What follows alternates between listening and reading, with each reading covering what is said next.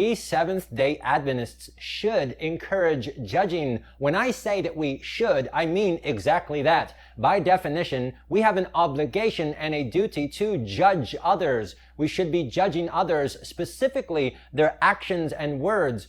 When people spend their time welding, and we call them a welder, nobody gets offended. When somebody likes to skate on the ice, and we call them an ice skater, nobody gets upset. When we say this is a blue circle or this is a red triangle, no problem. When somebody gets out a knife and cuts up a watermelon and we say, hey, he's cutting up a watermelon with a knife, and that's fine. Everybody's cool with that.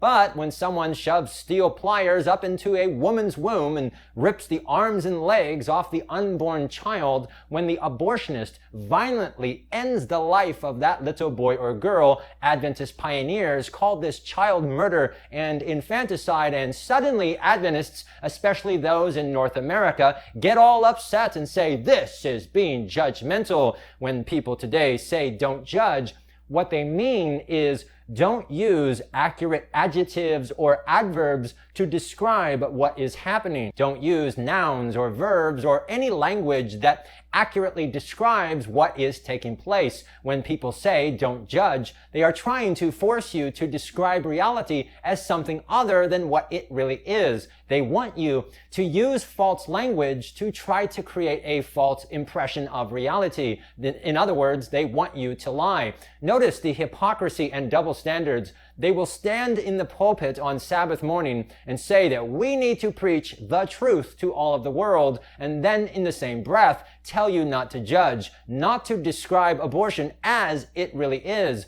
the murder of an innocent little boy or girl. You see, I cannot look into your head and objectively measure the size and shape and nature of your thoughts and desires, but I can observe your actions. If you pull out a gun and walk into a bank and rob that bank, I will judge. I will call you a bank robber because I saw it with my own eyes. If you eat the green bean casserole at potluck, I can say you ate the green bean casserole at potluck because I saw it with my own eyes. You also speak words, and those words have meaning because we share the commonality of language. Our language has a dictionary with specific meanings for each word. If I was not at the potluck, but you later told me that you ate the casserole, then I will turn around and I will tell others you ate the casserole because why? Because you told me and I have a dictionary. I know what you said. This has nothing to do with trying to magically look into the deep recesses of your heart,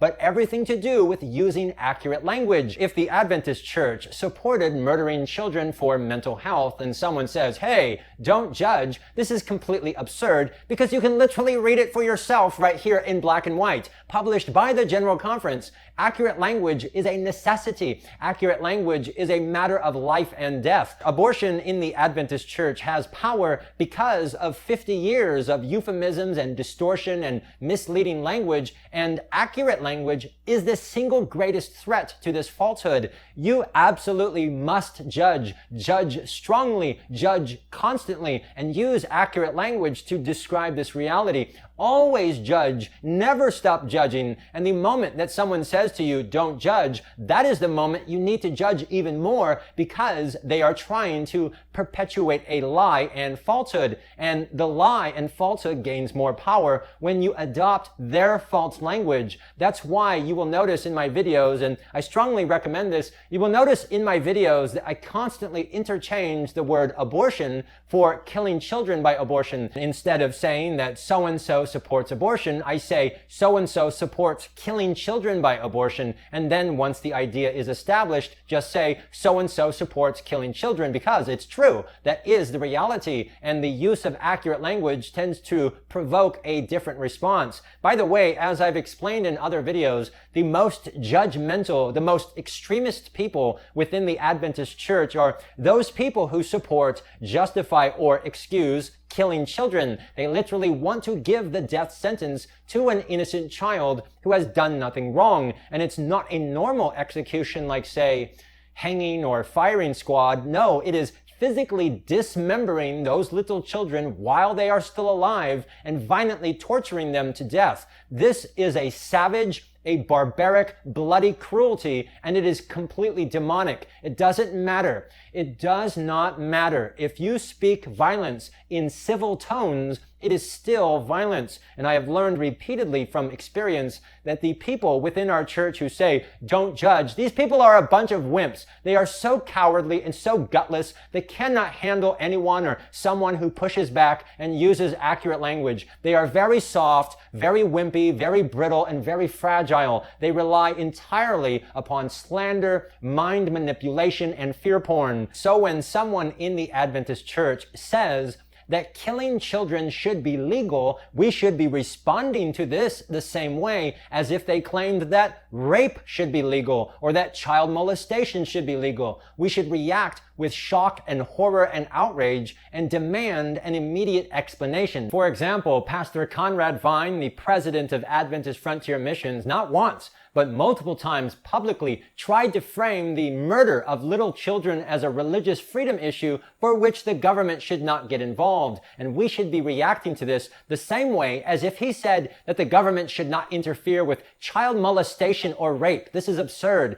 When Elder Ted Wilson said multiple times, publicly, keyword, publicly, that murdering children is a matter of conscience, we should be immediately demanding why abortion is a religious freedom, but child molestation and rape are not. We need to be given an explanation for this. People within our Adventist church have been so bombarded for over 50 years of euphemisms and lies and fraudulent statements that church members actually sit there and allow church leaders to make these most obscene and outrageous claims, and nobody asks them for an explanation.